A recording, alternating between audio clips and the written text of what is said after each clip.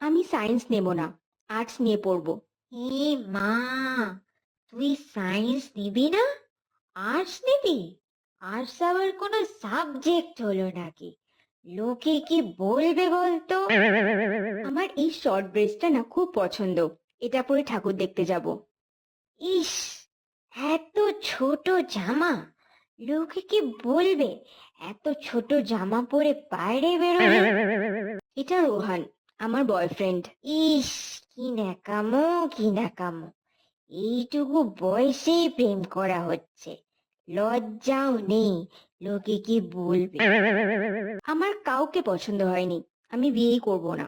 ও মা, 30 হয়ে গেল, এখনো কেউ জুটলো না?